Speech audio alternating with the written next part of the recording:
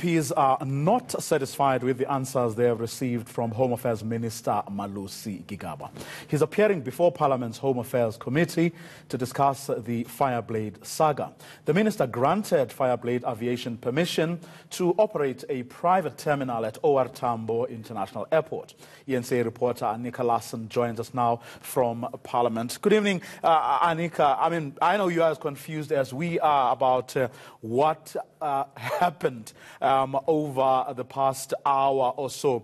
I guess when all else fails, we have to go to that document, Hansard, which Parliament issues, which talks about what a meeting or a session in the National Assembly or NCOP is about. What did Hansard say about what today's meeting with Minister Malusi Gigaba was about?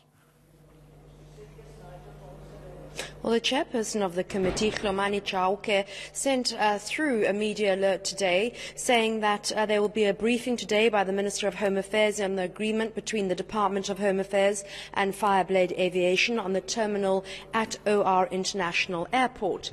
That is why MPs came straight here after the sitting to get specific answers that had been unclear in May when Minister Gigaba was called before this very committee to answer questions about the agreement, the so-called agreement. Well, I think we can say there was an agreement now because 3 courts have found that to be the case. But at that time, the matter was pending several review applications. It was going to the Supreme Court of Appeal, and of course Minister Gigaba had tried to go to the Constitutional Court. And so there was a sense that there were parallel processes underway. Then last week, the Constitutional Court denied Malusi Gigaba his application for leave to appeal, and so really all avenues of legal avenues have been exhausted, and so it's not clear why the minister has come to this committee and said, in light of all these issues, there are some still pending.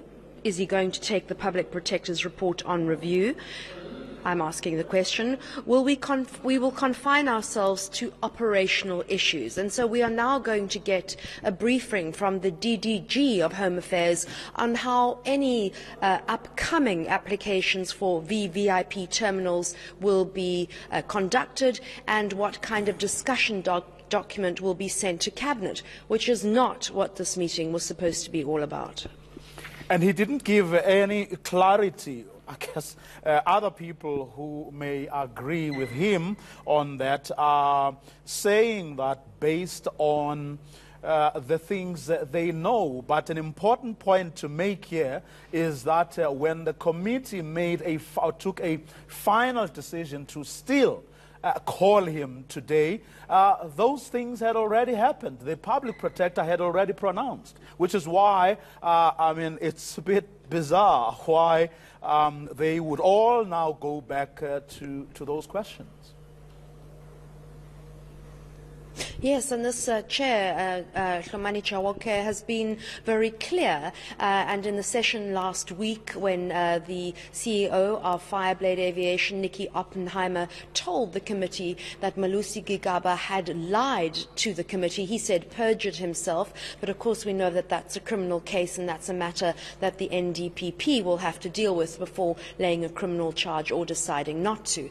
And because of that, the chairperson said, well, if you make that allegation, then we certainly need to bring Malusi Gigaba here before the committee so that he has the right to reply. And Gigaba himself was complaining last week that he hadn't been given oral testimony, he hadn't been given the chance to give an oral testimony before any of the courts, and was looking forward to coming to the committee. And he is usually very compliant when he is called to committees. But I must add, in this case today, he is surrounded by several officials. We counted about 12 or 13, and the question is, have they all been flown here only to tell us what we didn't really come here to listen to? But the committee chair himself, right at the beginning, at the start of the meeting, he prefaced his speech by saying that whatever it was that they were going to quiz Malusi Gigaba about had nothing to do with the allegations that he is making or he has been making over the past few days of a plot to destroy his character and to block his political rise. Yes, and that came up several times today. Jackson Mthembu, the ANC chief whip, telling a media briefing with Ace Magashule that there is certainly no plot here at Parliament to torpedo or to ruin Malusi Gigaba's political career or to sort of stop him from becoming president, which is an allegation that Malusi Gigaba has alleged in newspaper articles. He told Isolezwe on Monday that there will be hell today. There will be hell to pay if he is removed from his position as minister and from the ANC. The ANC is his home. And I'm not sure, but I'm wondering if perhaps the minister and the president didn't in fact meet today because they were scheduled to meet at some stage to discuss this issue further. But the chairperson, as you correctly said, there is no plot here to embarrass anybody or to discredit anybody. So there's been quite a lot of fight back from MPs here at Parliament about that allegation. Very quickly, Annika, before I let you go, just recap for us what it is exactly that we're going to expect the DDG to say, to talk about what VVIP terminals and how they should be managed and whether it should be the transport department or the Home Affairs department making those calls. Is that what we should expect once that meeting reconvenes? Essentially, Malusi Gigaba has handed over to his DDG and said there's no policy on VVIP terminals. That was the first of its kind. The one at the Kruger Park and in Mpumalanga are actual airports. They're not VVIP terminals.